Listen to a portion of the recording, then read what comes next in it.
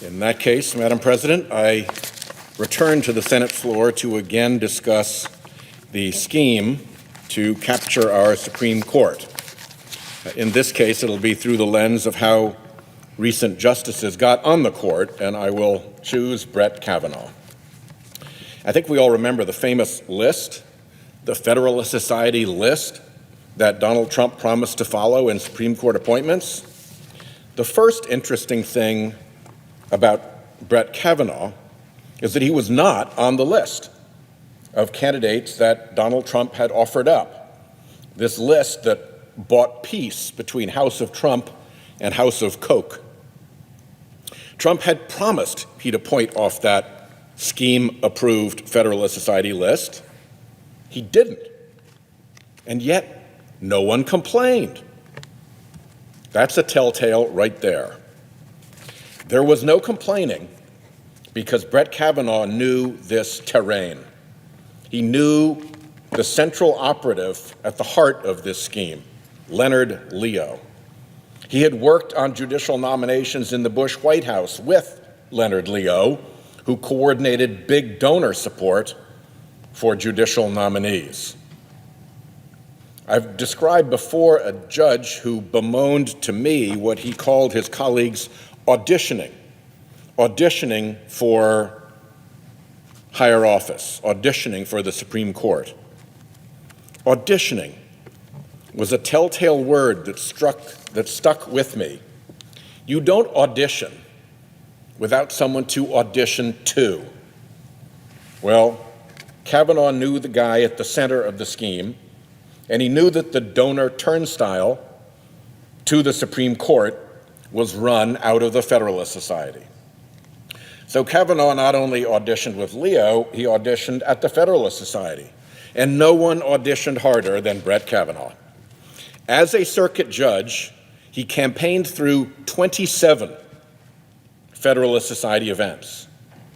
I think he set the record for auditioning at Federalist Society events. He knew who, and he knew where, and he also knew what the big donors wanted. So he made sure his circuit court opinions signaled his chops. On abortion, Garza v. Hargan, okay to force a teenager to wait indefinitely for an abortion as the clock ran. Check. On guns, Heller v. District of Columbia, a dissent in the follow-up case to the Supreme Court Heller decision, in his case, one even more extreme than Scalia. Check. For polluters, PHH v. CFPB, waiving the Federalist Society unitary executive banner, even saying that regulatory agencies are a significant threat. I'm quoting him here. Regulatory agencies, the things that protect us from pollution and cheaters, are a significant threat to individual liberty. If you're a polluter, check. And most important to this dark money scheme, Emily's List v. FEC, where he said that front groups are constitutionally entitled to raise and spend unlimited money in support of candidates for elected office because it is implausible that contributions to independent expenditure political committees are corrupting, end quote. Yeah, how could that possibly be corrupting? Check. So this is behavior. In nature, when you see behavior, you can draw conclusions. When you see, for instance, a vulture wheeling, you can expect something dead below. It's not always true. The vulture may just be wheeling in an updraft eddy, but you get a number of vultures wheeling, it's pretty reliable that there's something dead below. And when so many judges start auditioning for advancement, that their behavior acquires a name from other judges, you can be pretty sure there's an audience for their auditioning. And Kavanaugh knew that audience.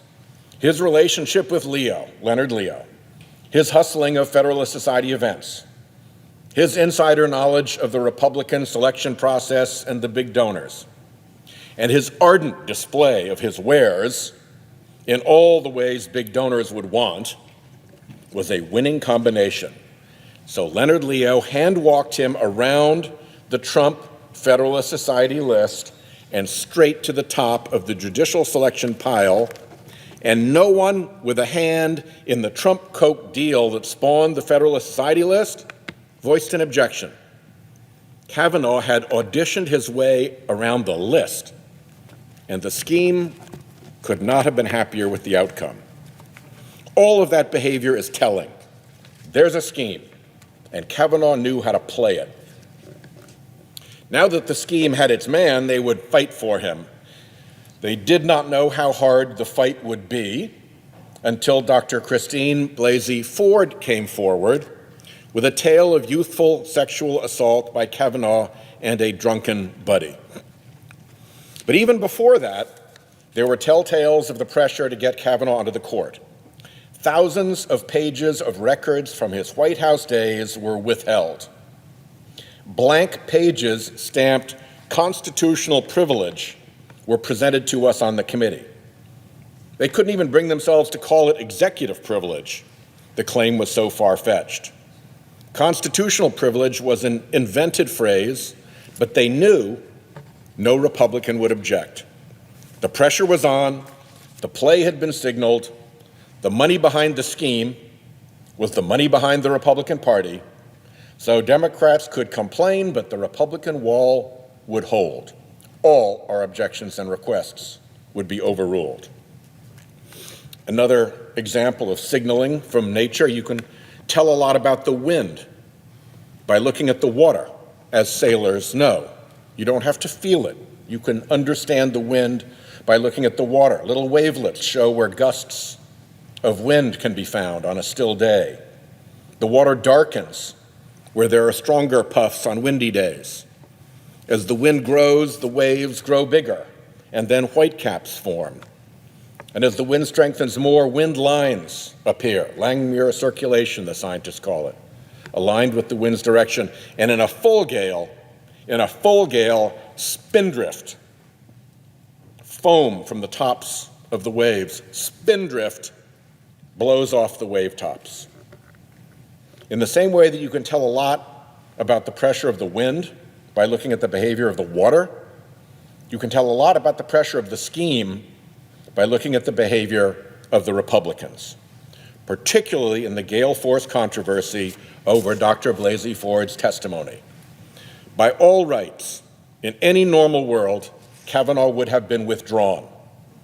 The fact that he wasn't is a telling signal of pressures afoot. Allegations of sexual violence motivate domestic violence and victims groups which senators do not ordinarily choose to cross. Is one judge worth that? Why not just pick another?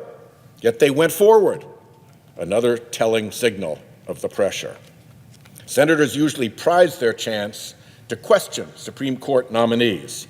Yet Republicans gave that up to a female prosecutor sent to disarm Dr. Blasey Ford's testimony. Yet another signal. Of course, that didn't work. The witness's testimony was clear and credible. The female prosecutor was sent packing. Republican senators were left in the touchy position of having to disbelieve Dr. Blasey Ford without any basis for disbelieving her. Yet only one Republican senator buckled. Another signal. Senator Flake demanded some investigation. And here the gale force pressure kicked in. This could not go on. Kavanaugh was too great a prize. The FBI was pressured to do a fake investigation. That is a fire alarm of a signal.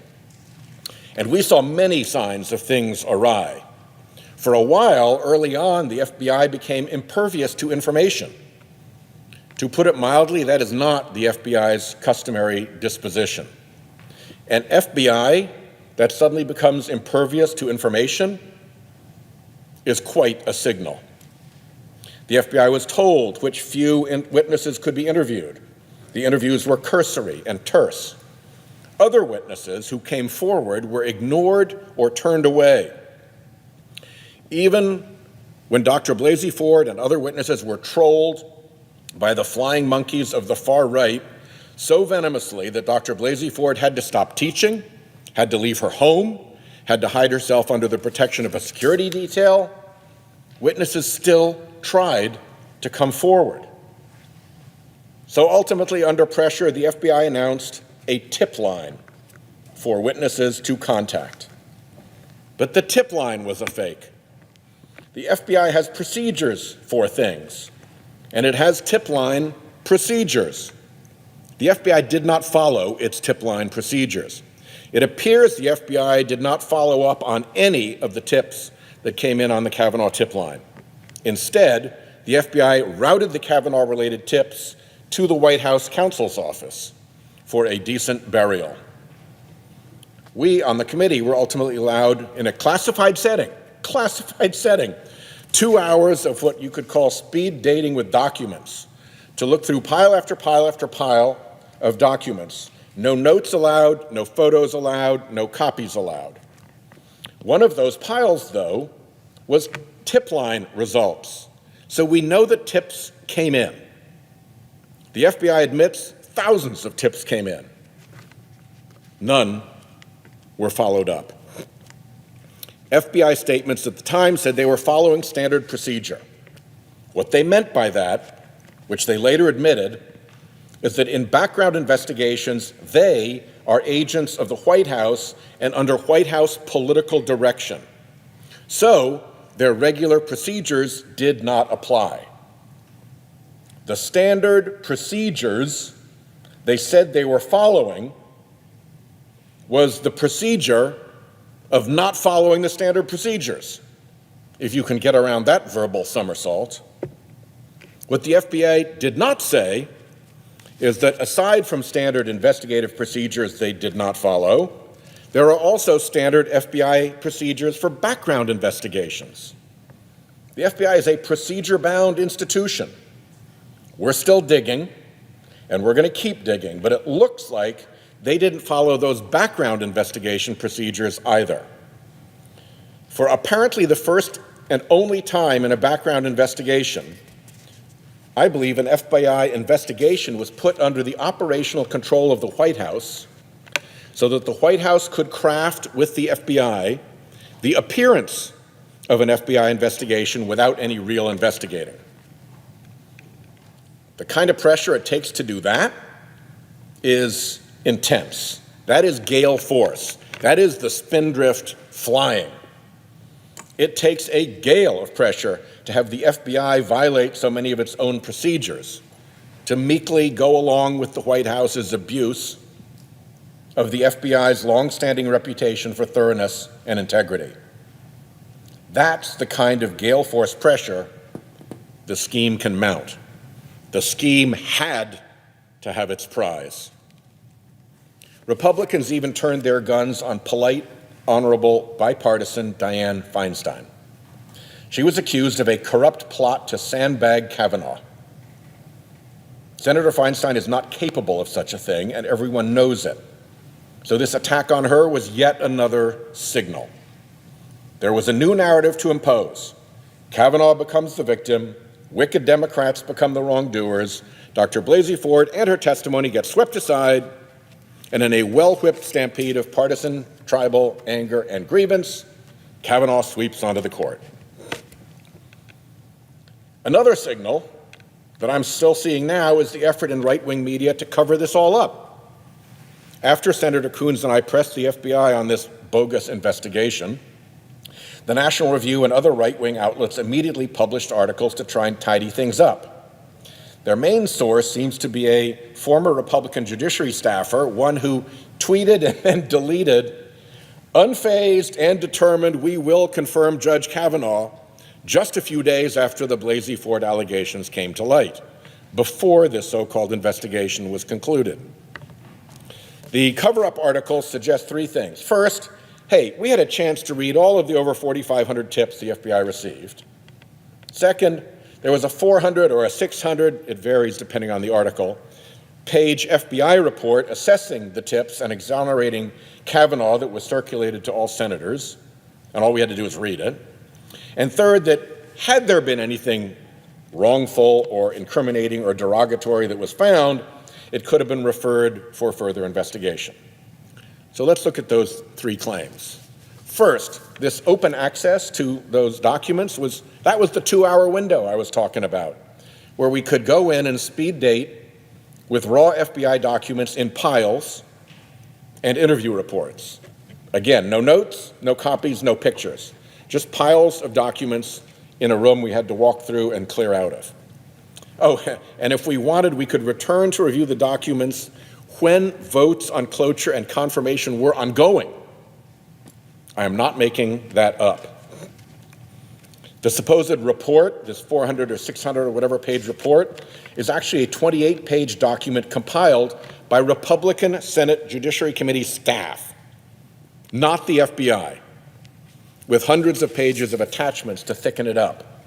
Those 28 pages are pure political whitewash that cast aside the credible claims offered to the FBI for further investigation, but altogether ignored.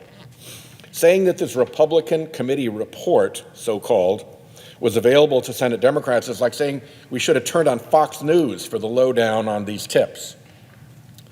Not actually.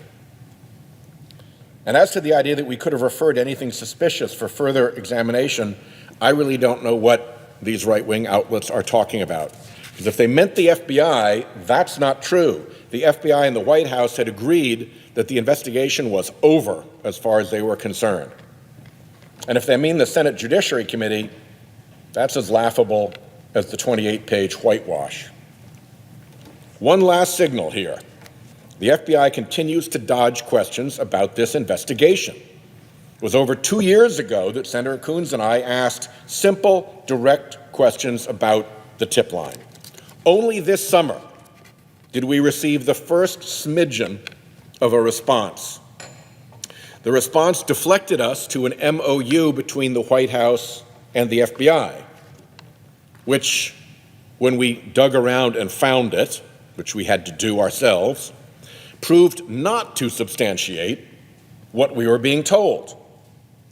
So we repeated our questions and repeated our questions. And last week, Director Wray appeared in Senate Judiciary and promised answers in 2 weeks.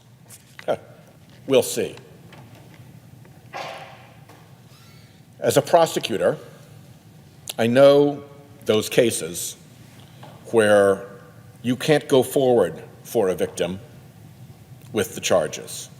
There could be innumerable reasons, but sometimes you just can't.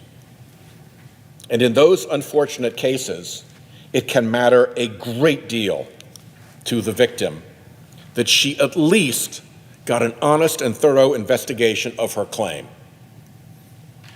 Dr. Blasey Ford was denied even that.